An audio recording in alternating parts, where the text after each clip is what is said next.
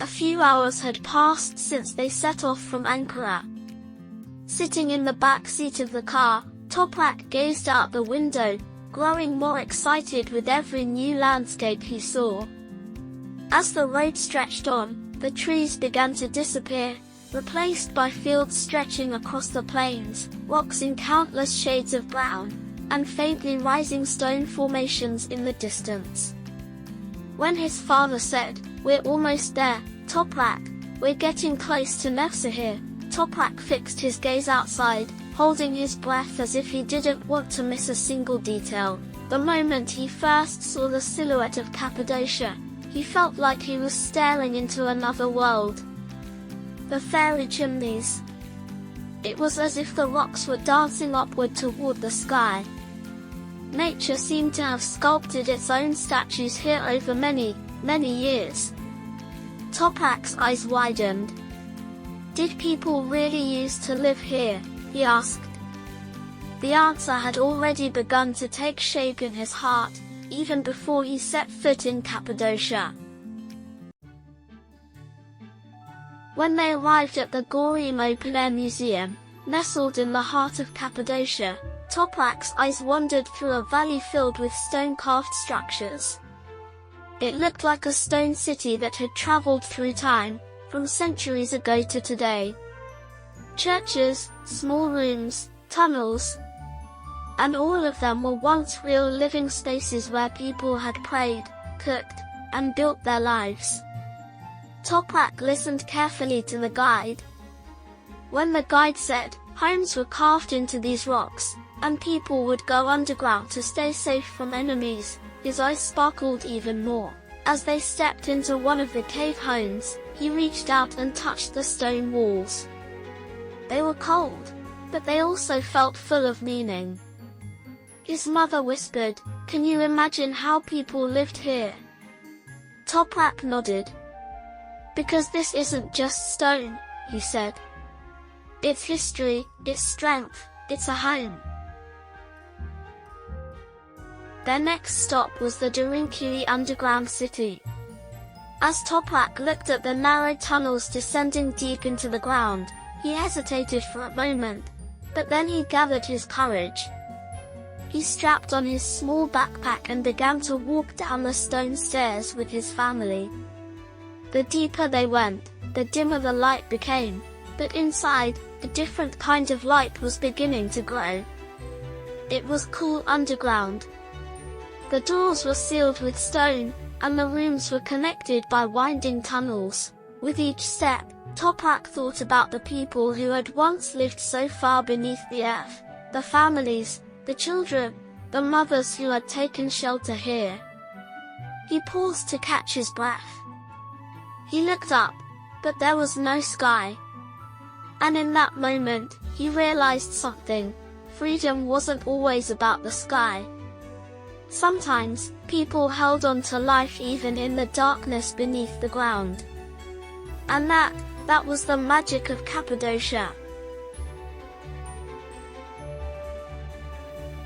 Very early in the morning, Toprak woke up to the sounds coming from the hotel window. His mother gently whispered to him, "Quick, get up, look at the sky." When Toprak pulled back the curtain, the sight before him felt like a dream. The sky was filled with dozens of colorful hot air balloons. The soft orange light of morning filtered through the stone houses, and the balloons slowly rose into the sky. It looked like a painting come to life. His father smiled. "Today, you're going to ride in a balloon too." Toprak's eyes lit up. The sky now held an even deeper meaning for him. This time, he wouldn't just look up at Cappadocia, he would see it from above. He was inside the basket. As the balloon slowly lifted off the ground, Toprak held onto the edge tightly at first. Then, he began to feel the calm of the sky. There was only the sound of the wind, wrapped in silence. Below, he could see valleys, fairy chimneys, winding roads, and tiny little houses.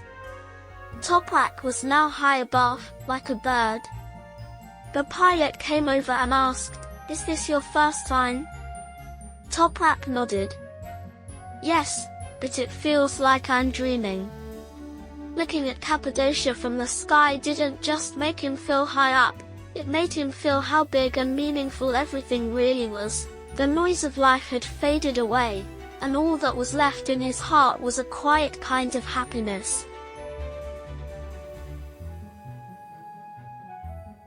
They discovered that the stones of Cappadocia were not only natural formations, but also a part of art, when they stepped into a small workshop. A craftsman was carving tiny fairy chimneys from tough stone. With a hammer and chisel in his hands, it was as if he was bringing the stone to life.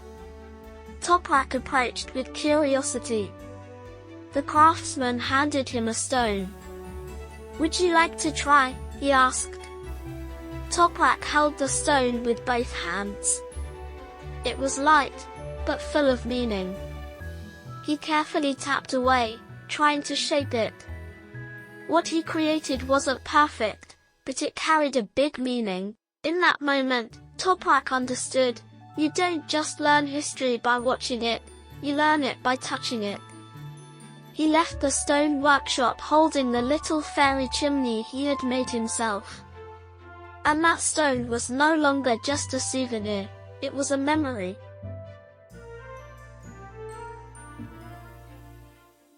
At the end of the day, they went to the Rose Valley, Göreme Open-Air. As they walked down from the top of the valley, the sun was slowly setting. The stones had turned a golden color, and the shadows were growing longer. The silence was so deep that Toprak could almost hear the sound of his own heartbeat. He sat on a rock and looked around. The breeze gently played with his hair. His mother came and sat beside him. "What was the most important thing you learned today?" she asked. Toprak closed his eyes and thought for a moment, then he quietly said, "Time passes, stones remain. But if you look at a place with love, even the stones will speak to you."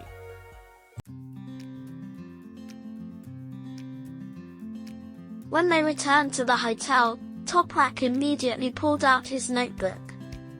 He wanted to write down everything he had experienced while it was still fresh in his mind. In Göreme, the stones told me stories of history. In dreamy, I could breathe, but I thought even more. In the balloon, I learned the sky, and in the valley, the silence. Then he placed the little stone figure on the table and drew it in the corner of his page. Every word poured out from his heart. At the bottom of the page, he wrote, "Cappadocia isn't just a place, it's like walking through a fairy tale." And even though he didn't know where they were going the next morning, he knew one thing for sure. He was now part of that fairy tale, too.